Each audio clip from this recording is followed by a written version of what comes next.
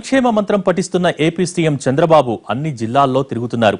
ప్రభుత్వ పథకాలను ప్రజలకు వివరించే ప్రయత్నాలు చేస్తున్నారు. కృష్ణా పుష్కర పనులు వంటి వాటిపై సడన్ విజిట్లు కూడా చేసేస్తున్నారు. అయితే మంత్రులు మాత్రం ఆకస్మిక తనిఖీలకు వెళ్లడం లేదు. కొందరు మంత్రులైతే ఆకస్మిక తనిఖీలంటేనే ఉలిక్కి పడుతున్నట్టు కనిపిస్తున్నారు. ఈ పరిస్థితికి కారణమేంటి?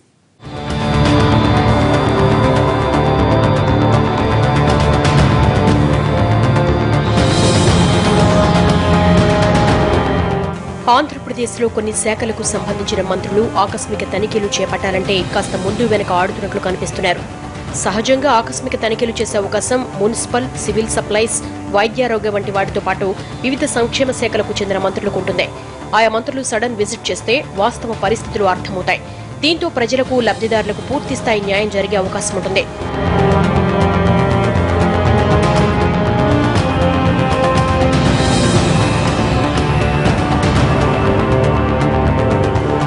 అయితే మంత్రుల ఆకస్మిక తనిఖీలు ప్రస్తుతం పెద్దగా జరగడం లేదనే చెప్పాలి. ప్రభుత్వం ఏర్పడిన కొత్తల్లో ఈ తరహా ఆకస్మిక తనిఖీలతో కొంతమంది మంత్రులు హడావుడి చేసినా ఆ తర్వాత నెమ్మదిగా వారు కూడా వాటికి దూరంగా ఉంటున్నారు.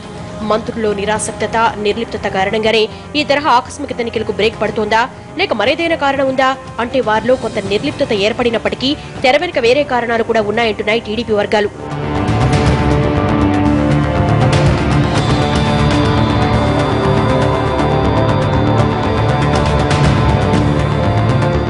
ముఖ్యంగా ఏ మంత్రైనా ఆకస్మిక తనిఖీలు జరపాలంటే తమకు చెప్పే చేయాలని ఆయా జిల్లాలకు చెందిన మంత్రులు, కొందరు సీనియర్ ప్రజాప్రతినిధులు కరాఖండిగా చెప్పేస్తున్నారంట. దీంతో ఎందుకొచ్చిన గొడవలే అనుకుంటూ చాలా మంది మంత్రులు సైలెంట్ గా ఉండిపోతున్నారట. రాయలసీమ ప్రాంతానికి చెందిన ఓ మంత్రి గతంలో ఓసారి ఉత్తరాంధ్ర జిల్లాలోని ఓ జిల్లాలో ఆకస్మిక తనిఖీలు చేపట్టారు. అక్కడి పరిస్థితులను పూర్తిగా తెలుసుకుని లబ్ధిదారులకు మేలు జరిగేలా చర్యలు కూడా తీసుకున్నారు.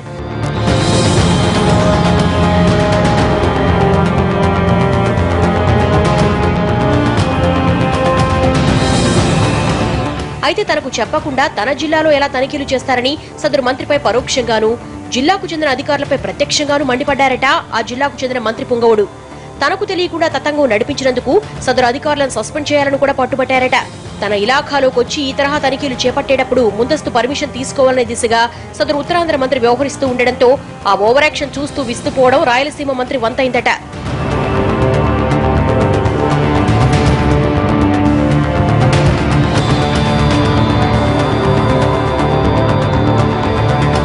ఇక మంత్రి పుంగవుడు యంత్రాంగాన్ని టార్గెట్ చేయడంతో అధికారుల తప్పేమీ లేదని, తానే ఆకస్మిక తనిఖీల ప్రతిపాదన పెట్టారని, సీరియస్ గా తీసుకోవద్దని ఆయనకు నచ్చజెప్పారట తనిఖీలకు వెళ్లిన మంత్రి.